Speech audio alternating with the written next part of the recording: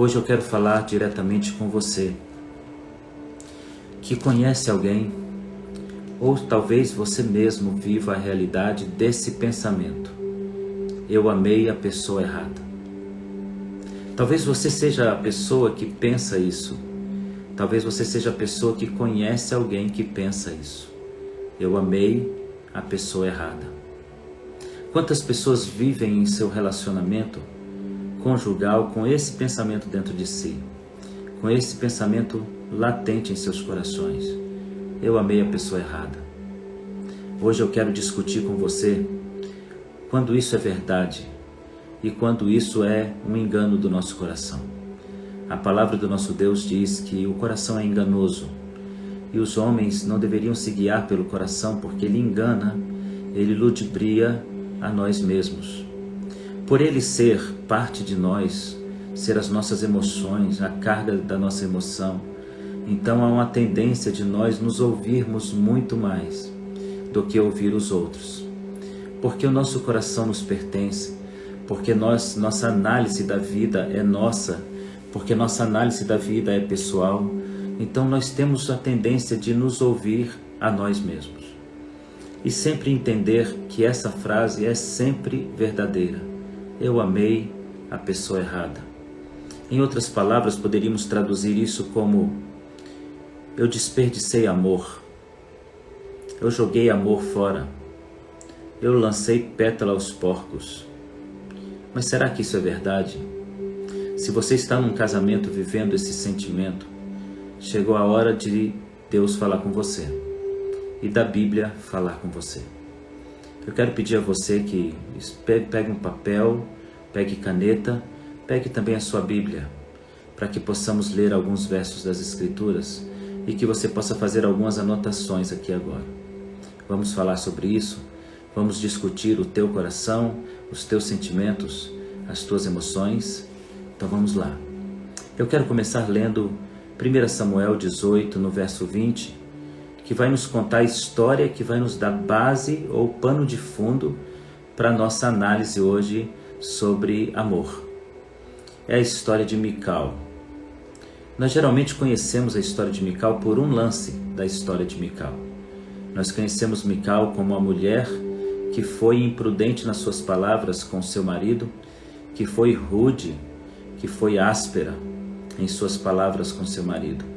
Geralmente olhamos para Mical com esse olhar, com um olhar de reprimenda, de repreensão. Olhar para Mical é olhar para uma mulher que merece toda sorte de repreensões. É esse olhar que nós lançamos sobre Mical, geralmente firmada no sentimento que temos da frase que ela disse para Davi depois que ele volta de uma adoração. Como eu já disse em outros momentos, ela é um bom exemplo para adoradores de janela, para pessoas que não vivem a atmosfera da adoração, assistem a adoração de longe ou ao longe, à distância, e tem sempre um ponto de vista sobre a adoração do outro. Mical é aquela mulher que deveria estar adorando a Deus, talvez. Vamos discutir isso na história dela hoje. Mas ela está na janela. Enquanto todo Israel está recebendo a presença do Senhor por meio da arca, Mical está na janela, observando o seu marido, dançando diante da presença do Senhor. Quando ele chega, ela tem a palavra que talvez seja a única palavra que guardamos de toda a história de Mical. A palavra dela é dura para Davi e ela diz com desdém: olha como o rei de Israel dança para as moças do seu reino. E ela então não entende a adoração de Davi.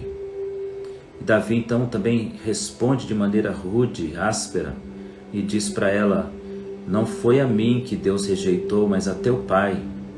Essa palavra é o tanto quanto dura e difícil, um pouco ofensiva demais para ser dita, mas Davi estava um pouco cansado de toda aquela situação que vivia com Mical. Então ele diz uma palavra para cortar na raiz toda a reclamação e murmuração daquela mulher. Mas o que Mical sentiu por Davi durante sua vida pode ser classificado como uma pessoa incoerente nos seus comportamentos?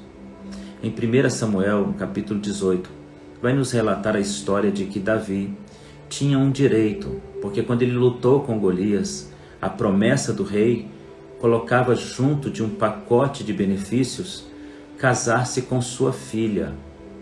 A sua filha seria desposada, seria casada com aquele que vencesse o gigante Golias. Davi vence, mas Saul não cumpre sua promessa de primeiro lance. Antes ele pede para que Davi traga algum símbolo de vitória sobre soldados filisteus, esperando que Davi fosse morto em batalha, porque Saul naquele momento já tinha ciúme de Davi, porque as mulheres da cidade, do reino, cantavam: Saul matou milhares, Davi matou 10 milhares. A fama de Davi era enorme em Israel e Saul sentia ciúmes, então ele não quis cumprir a sua promessa. Antes, ele preferiu colocar um desafio de morte diante de Davi. Davi aceitou o desafio e voltou com o prêmio, mas Saul resolve não cumprir essa palavra. Mas no palácio, entre as filhas de Saul, havia alguém diferente. É o que diz o verso 20 de 1 Samuel 18. Contudo, a outra filha de Saul, Mical, amava Davi, e Saul ficou contente quando soube disso. Davi era amado pela filha que não era prometida. Essa história é bem interessante porque ela relata um ponto de vista de Mical que muitos crentes talvez não conheçam. Mical amou Davi. Mical amou Davi. E ela não amou superficialmente Davi. Se nós contássemos a história de Mical, muitos esqueceriam esse detalhe de que quando seu pai ofereceu uma filha em casamento, Mical sonhou em ser essa filha. Mical desejou ser essa filha. E como o Senhor havia uma cultura em Israel e Saul deveria dar outra filha e não Mical, ela começa a torcer, de certa forma, para que por alguma coisa aconteça, para que não seja dada a sua irmã, mas ela seja dada em casamento a Davi. Davi vai atrás de um prêmio. Davi vai atrás de um benefício. Ele luta com Golias porque ele quer um prêmio e um benefício. É tão difícil quando você é o prêmio de alguém. É tão difícil como você é um benefício de alguém. É tão difícil você entender que você não foi amado, mas você foi usado. Você foi visto como um objeto. Você foi visto como um prêmio, um troféu. Não havia uma aposta na mesa, havia uma promessa na mesa. Aquele que vencesse Golias entraria para a casa do rei, sua família não pagaria impostos e o rei daria uma filha em casamento. Ela entrou num pacote como se ela fosse um troco, como se ela fosse uma moeda. Davi lutou com Golias porque isso despertou seu coração e ele viu nisso a oportunidade de livrar sua família, assim como José no Egito também foi usado para livrar sua família. Com certeza essa história de Mical não entraria nos nossos relatos de amor. Mical dificilmente é citada como uma mulher que era amável e uma mulher que amava o seu marido, mas ela foi uma mulher que amou o seu marido. A história continua dizendo que Mical amava Davi ao ponto de colocar sua vida em risco, salvando o seu marido, descendo-o quando ela descobre que o seu pai quer matá-lo. Ela desce o seu marido por uma corda, ela se esforça para salvar o seu marido. E Davi dali em diante inicia um processo de fuga de algum tempo, talvez em torno de 2 anos.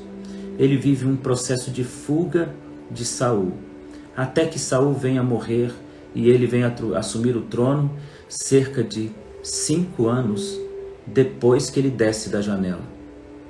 Nós temos 3 anos entre a morte de Saul e Davi assumindo o trono de toda Israel. E nós temos 2 anos daquele momento em que Saul persegue Davi até a morte de Saul. Nós temos 5 anos. 5 anos onde Davi está ausente completamente da história da sua mulher. E agora, 2 anos se passam e ele se torna rei. Ele não é mais um soldado, ele não é mais um herói de Israel. Ele é o rei de Israel. Ele governa primeiro algumas tribos e depois unifica todas as tribos. Ele então vai até Mical, mas ele se esqueceu de Mical. Ele deixou Mical no esquecimento. Ele abandonou Mical. Vocês entendem isso, meus amados? Ele viveu a sua fuga e viveu o seu recém-chegado reino com muita intensidade. Não era possível para ele agora buscar a sua mulher. Não era possível para ele agora resgatar sua mulher. Ele tinha coisas mais importantes. Ele tinha prioridades. É tão difícil quando você ama alguém e você não é a prioridade desse alguém.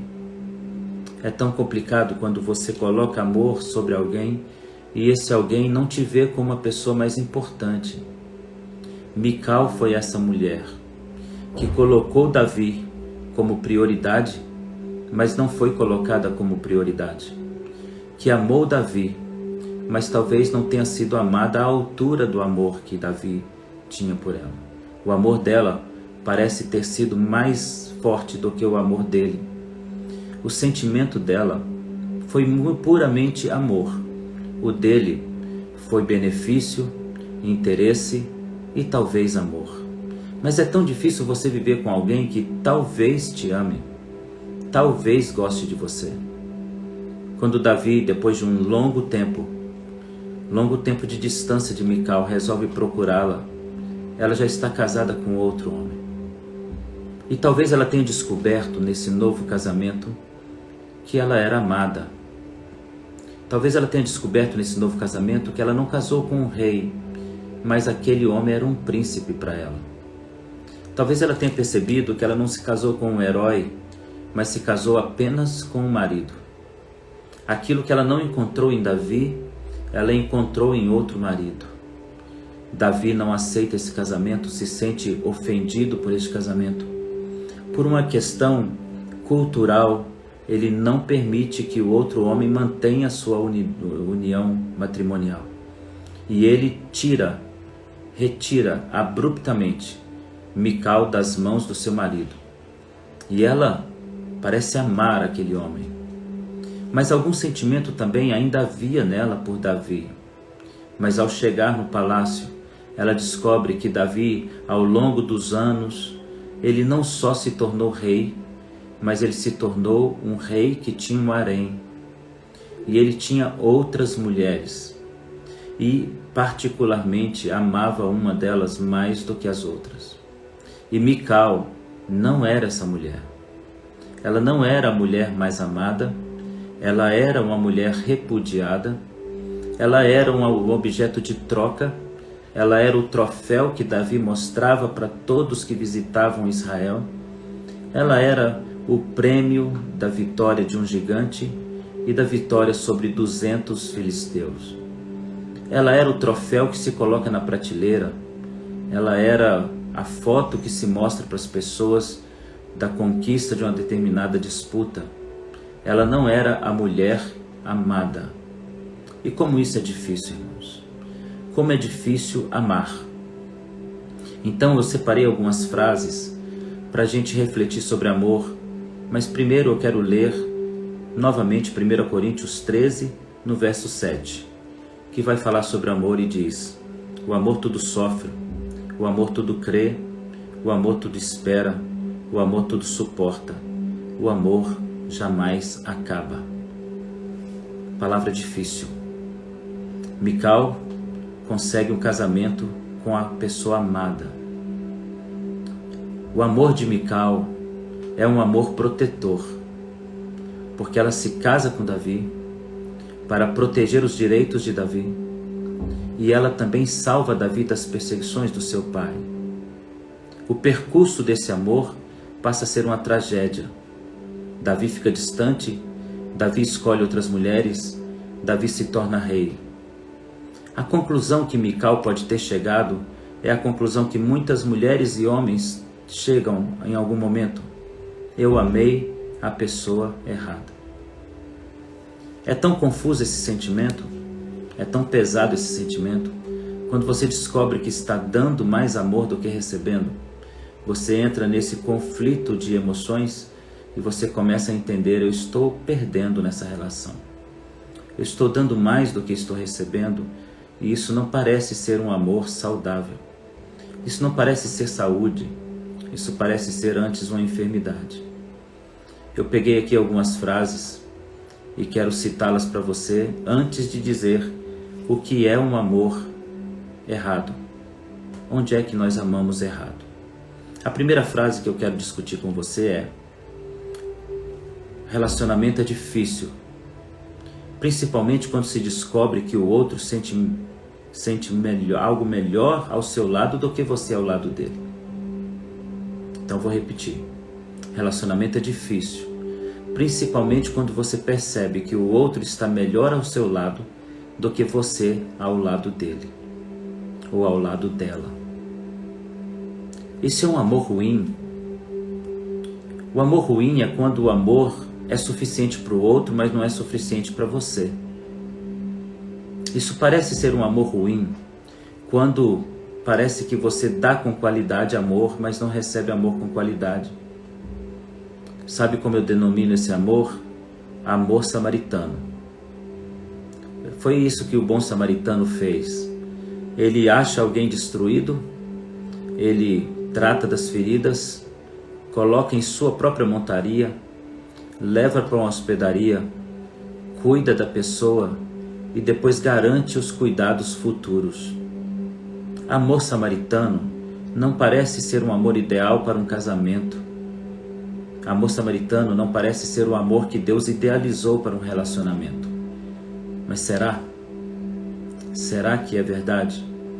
Será que este amor é ruim quando eu sinto que alguém fica melhor do meu lado do que eu ao lado desse alguém? Vamos para uma segunda frase e vamos colocar uma outra pergunta. Amar é difícil, principalmente quando descubro que o outro fica bem sem mim. Isso também parece difícil? Amar é difícil, principalmente quando você conhece alguém que fica bem sem você. Ele não sente sua falta. A sua presença não é tão necessária. Esse amor parece ser ruim. Eu chamo esse amor de amor carente. É aquele amor dependente do outro. Para que eu esteja bem, eu preciso que o outro sinta falta de mim como eu sinto dele ou dela. Um amor carência, um amor de orfanato, um amor de abandono, o amor órfão. É o amor que sente que o outro deveria sentir sua falta sempre. Como ele sente, não consegue ser feliz sem o outro, mas ele descobre de repente que o outro consegue ser feliz sem ele. Amor é difícil. Uma terceira frase, mas nós temos que fazer a pergunta: será que isso não é amor? Quando você ama alguém e sente falta, mas o outro não sente a mesma falta que você, será que isso é amor sem qualidade? Uma outra coisa, uma outra frase para nós pensarmos. Amor não é razão. Amor é coração. Por isso, a lógica não cabe numa crise conjugal. Por isso, o argumento não acalma os ânimos durante um conflito conjugal. Não melhora a relação. Nem sempre a ideia de discutir a relação é apropriada. Este é um amor ruim para muita gente. Um amor sem diálogo. Há quem diga que o amor sem diálogo é um amor impossível. Nós precisamos ter diálogo. Nós precisamos conversar e falar das coisas, principalmente dialogar as nossas crises. Eu digo que esse amor é amor psicológico, ou amor psicólogo, melhor ainda. Amor psiquiatra. É um amor que precisa tratar do outro. É um amor que precisa entender o outro. É um amor que exige diálogo. É um amor que exige conversa. É um amor que precisa discutir a relação. Será que esse amor é ruim? No primeiro caso, o amor samaritano, é o amor que você cuida mais do que é cuidado. No segundo caso, é o amor psicólogo. É o amor que você oferece diálogo sempre para discutir as crises e resolver os problemas. O terceiro amor é o amor orfanato. É o amor que você sente a falta do outro, mas parece que o outro não sente a sua falta. Nesses 3 níveis de amor, muitas pessoas estão dizendo, isso não é bom. Mas eu gostaria de discutir com você isso. Porque se nós olhássemos para os casais que estão casados há muitos anos, será que nós não encontraríamos exatamente o amor samaritano, o amor orfanato e o amor psicólogo? Será que nós não encontraríamos exatamente os 3? Porque quando nós encontramos um casal casado há muitos anos, eu me refiro a um casal idoso, nós vamos ver que eles não têm as crises de conflito que os mais novos têm. Eles aceitam o outro. Me parece que amar é aceitação. Me parece que amar é escolher aceitar. E eles vivem isso. Eles conseguem estar juntos e amar o amor samaritano sem crises. E entender que eu estou dando mais porque amo. Porque amar não é o que diz uma canção do mundo que se canta, vem me fazer feliz porque eu te amo. Amor não é a definição de Djavan. O amor não é a definição de um artista, de um poeta chamado Djavan. O amor é a definição da Bíblia. O amor tudo sofre. O amor é samaritano. O amor precisa ser samaritano. O amor exige ser samaritano. Será que está errado quando eu amo e percebo e analiso que estou dando mais do que recebendo? Se eu estou fazendo essa análise, será que o erro não está em mim, que estou precisando ser tão bajulado quanto bajulo, tão amado quanto amo? Será que entendemos o que é o amor? Os mais velhos parecem ter entendido o amor e amam o amor samaritano sem crises. O amor orfanato.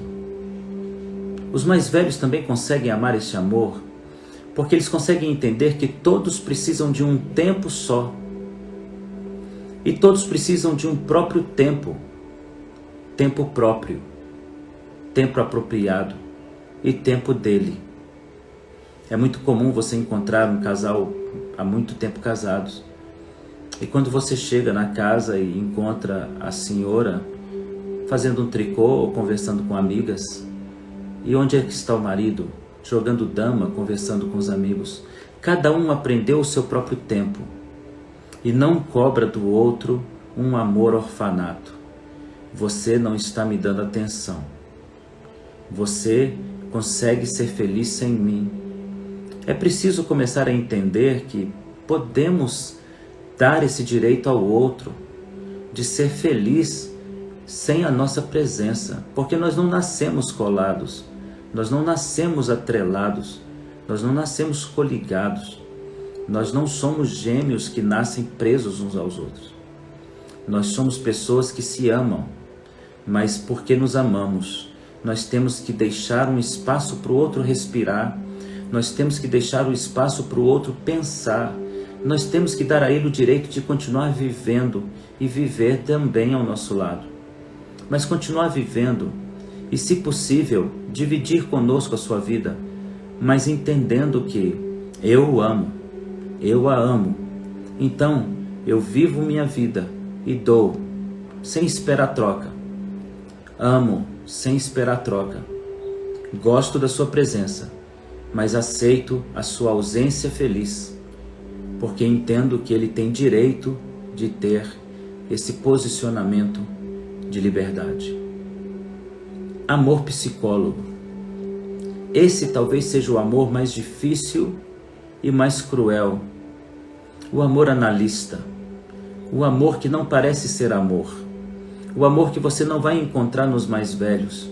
Você não vai encontrar os mais velhos discutindo sua relação, porque eles já aceitaram. O amor é aceitação. O amor não é debate. O amor não é argumentação. Não é um jogo de regras escritas em um livro. Não é um conjunto de 10 mandamentos. O amor é amor. O amor simplesmente ama. O amor simplesmente dá. Então, de todos esses amores que citei, me parece que aquele que é psicólogo é o pior de todos.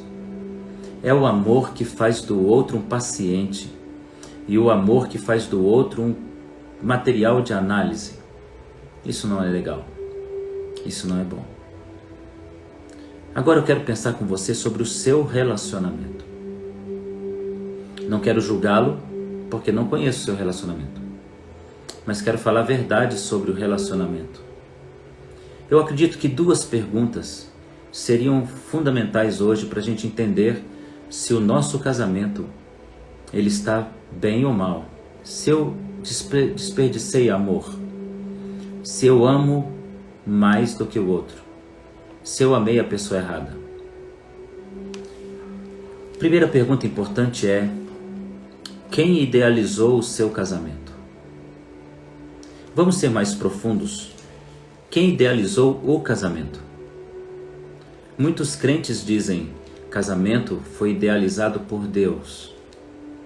Particularmente eu discordo, porque não me parece ser isso que a Bíblia diz. Tem muitos que dizem: Deus inventou o casamento. E eu diria para você: não parece ser o que a Bíblia diz. A Bíblia parece dizer outra coisa. A Bíblia parece apontar outro caminho. A Bíblia parece dizer que o casamento não é obra de Deus. Gênesis capítulo 2, no verso 20, conta a história do casamento, como ele foi criado, como ele surgiu. Eu vou ler aqui na nova versão transformadora. Gênesis 2, 20 até o 23. Deu nome a todos os animais domésticos, Adão, a todas as aves do céu e a todos os animais selvagens. O homem, porém, continuava sem alguém para que o ajudasse. Então o Senhor fez cair num sono profundo. Enquanto o homem dormia, ele tirou dele uma das costelas, fechou o espaço que ocupava. Dessa costela, o Senhor Deus fez a uma mulher e trouxe ao homem. Versículo 23. Na nova versão transformadora diz: finalmente exclamou o homem: esta é osso dos meus ossos, carne da minha carne. Será chamada mulher, porque do homem foi tirada.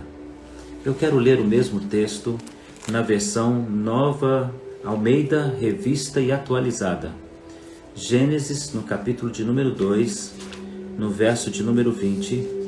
E para quem diz que foi o homem, o Deus, quem idealizou o casamento, eu digo que nós temos que pensar um pouco mais antes de tirar essa conclusão.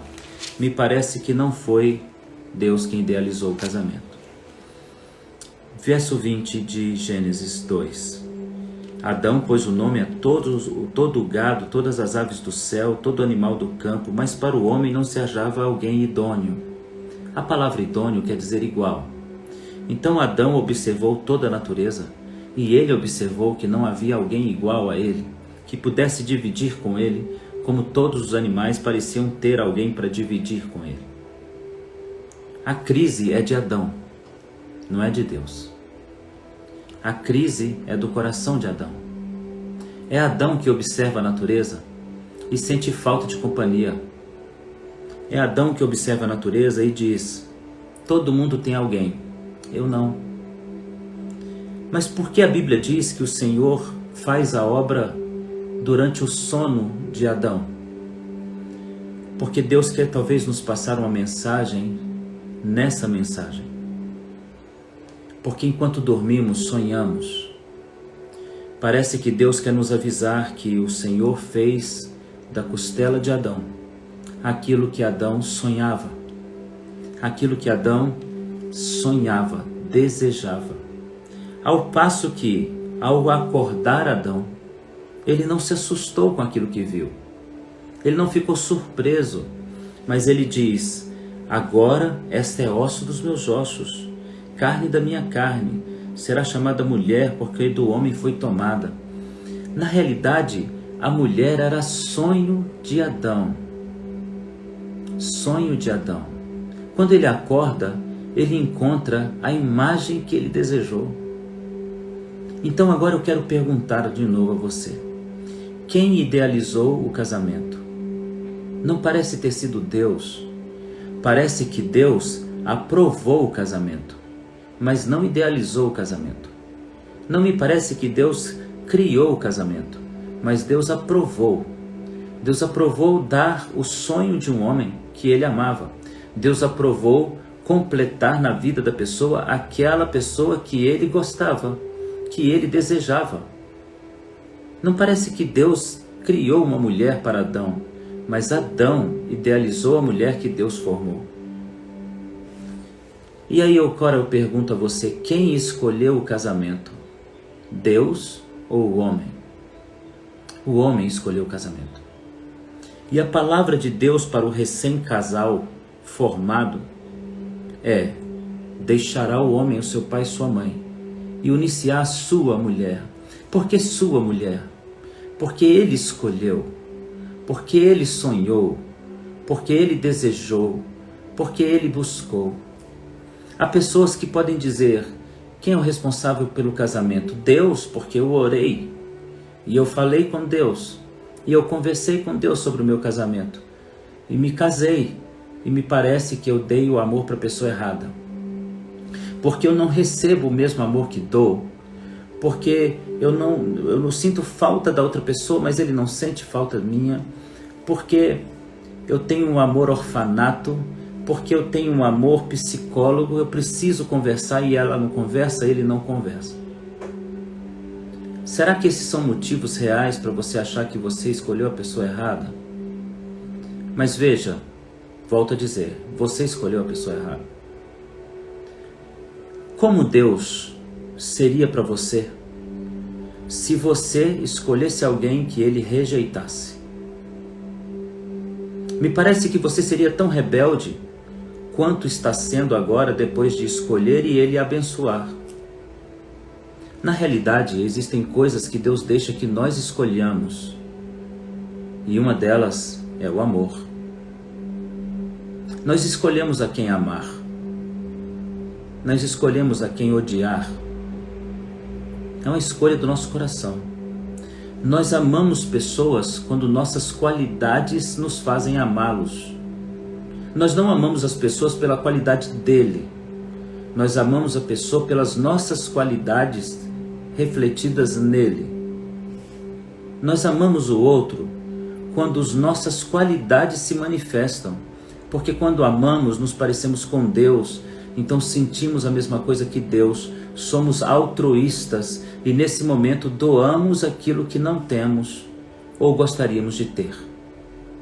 Quando amamos, nós escolhemos amar e escolhemos amar pelos nossos méritos e benefícios e por nossas qualidades. Quando nós decidimos odiar, nós odiamos pelos nossos defeitos. Nós odiamos pelas nossas falhas. Quando nós escolhemos amigos, nós escolhemos pelas nossas qualidades projetadas nele. E quando nós escolhemos inimigos, nós escolhemos pelos nossos defeitos que não conseguem conviver com ele. Fato é que nós escolhemos o amor. Nós escolhemos amar. Logo, você escolheu a pessoa que você decidiu se casar com ela. Adão escolheu Eva.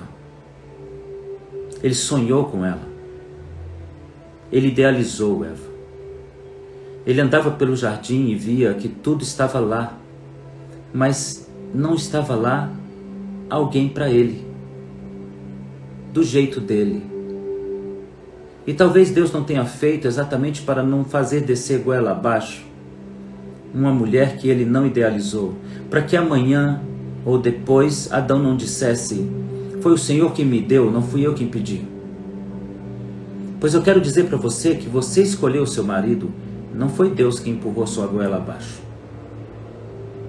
E foi você quem escolheu amar. Deus não te forçou a amar. E quando você amou, você foi tão bem que pode ter escolhido uma pessoa com tantos defeitos. Porque o amor, às vezes, é cego também. Contudo, você escolheu amar e não o outro. Nós não escolhemos ser amados. Quando vemos, estamos sendo amados. Eu não faço esforço para ser amado. As pessoas me amam ou me odeiam. Elas escolhem me ouvir ou tapar os ouvidos. Não sou eu que forço as pessoas a me amar. Não foi eu que forcei minha esposa a me amar. E ela também não fez forças para ser amada por mim. Eu a escolhi. Pelas qualidades em mim que vi nela. Eu a escolhi. E ela me escolheu. Pelas qualidades dela que foram vistas em mim. A escolha não foi de Deus. A escolha teve a bênção de Deus. O que houve foi uma oração. Senhor, não deixe o meu coração se enganar. Mas ao escolher a minha esposa, eu não escolhi uma pessoa perfeita. Eu não escolhi uma pessoa sem mácula. Ela também não escolheu um homem perfeito. Nós não escolhemos pessoas para ficarem bem nas fotos de casamento. Nós escolhemos alguém para ficar bem no nosso coração. E quando escolhemos alguém para sair bem na foto, escolhemos mal, mas ainda assim escolhemos. A escolha é nossa e geralmente nossa. Quando é que eu posso dizer que eu casei com a pessoa errada? Primeiro, quando eu me casei com alguém que o meu coração não escolheu. Isso dificilmente acontece. Porque nós vivemos o tempo da independência e a maioria de nós não abre mão do direito de escolha. Então, quando é que eu me casei com a pessoa certa? Eu me casei com a pessoa certa quando o meu coração escolheu. O meu coração escolheu porque eu me pareci, eu me refleti, eu vi a mim mesmo nessa pessoa. Então eu casei com a pessoa certa. A gente amadurece e muda. A gente descobre defeitos depois de casar. Mas é a pessoa certa. A pessoa não mudou. Ela simplesmente mostrou a você um lado que você não conhecia. Mas ela ainda é a pessoa que você amou. Quando é que eu me casei com a pessoa certa? Quando eu percebi que havia harmonia e sintonia na pele. Quando eu senti que havia algo no tato, no cheiro. Quando eu percebi a harmonia de toque, então eu escolhi a pessoa certa. Às vezes os jovens me procuram e dizem assim: pastor, o meu namoro está um pouco difícil, sabe? Porque a gente não pode ficar junto que... Ah, pastor, o senhor sabe como é. E eu digo para eles: que bom. E eles se assustam às vezes. Como assim, pastor, que bom? É bom. Porque metade dos divórcios acontece por falta dessa harmonia de pele. E se existe a harmonia de pele, você já tem 50% do seu casamento resolvido. Agora você precisa saber se os outros 50% existem. O que você precisa durante o seu namoro e noivado é saber onde desliga essa sintonia, para ligá-la somente no seu casamento. Mas que bom que você tem sintonia. Eu me casei com a pessoa certa quando eu gosto do cheiro, da pele, quando eu toco e isso me é bom. Quando é que eu casei com a pessoa certa? Quando eu senti alegria com a decisão. Quando eu me alegrei com a decisão. Quando eu fiquei jubiloso. Quando eu senti assim, que decisão acertada que eu tive. Ela pode mudar com o tempo, mas naquele momento da escolha foi a pessoa certa. Porque ela tinha todas as prerrogativas para me fazer feliz. E talvez não tenha sido ela que mudou ao longo dos anos, talvez tenha sido você que se tornou mais exigente, mais comparativo. Mas quando eu casei com a pessoa certa porque eu me senti muito bem ao escolher a pessoa que eu me casei. Quando é que eu casei bem? Quando eu olho para minha esposa e vejo que ela me faz bem. Ela me fez bem. E se há algum desgaste, fui eu que mudei.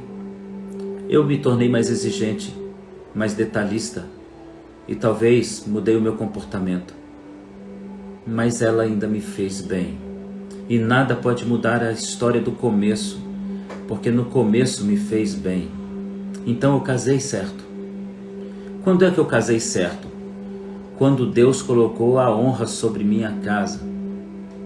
Eu casei certo quando Deus disse: eu te abençoo e o homem não te separe. Ali eu casei certo. Ali estava fácil entender que a decisão foi acertada, porque a decisão teve a bênção de Deus logo em seguida. A escolha de Adão foi certa, ainda que Eva tivesse levado Adão a um erro. A escolha foi acertada, e ele não a deixou, ele não abandonou, ele não deixou, porque ele sabia que aquela mulher era a mulher certa. Não é porque erramos ao longo do caminho do casamento que nos tornamos a pessoa errada. Nós somos a pessoa certa quando a bênção de Deus veio sobre nós.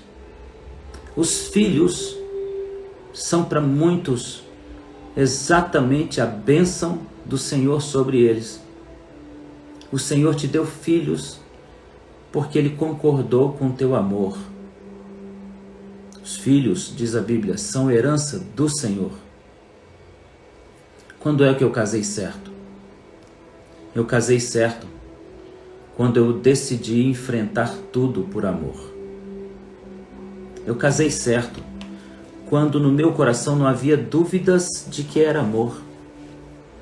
E eu conseguia mensurar todas as possibilidades de erro, mas ainda assim me sobrava coragem. Então todos os benefícios que eu tinha eram verdadeiros, então eu me casei certo. Eu me casei certo quando o meu coração escolheu, quando houve harmonia de pele, quando houve alegria na decisão, quando Deus abençoou a minha escolha, quando eu estava disposto a enfrentar tudo por este amor. Eu me casei certo. Aí de repente você se torna cristão e o outro não. E agora você quer achar motivos para não ser a pessoa certa. Ache motivos para conquistá-la para Jesus.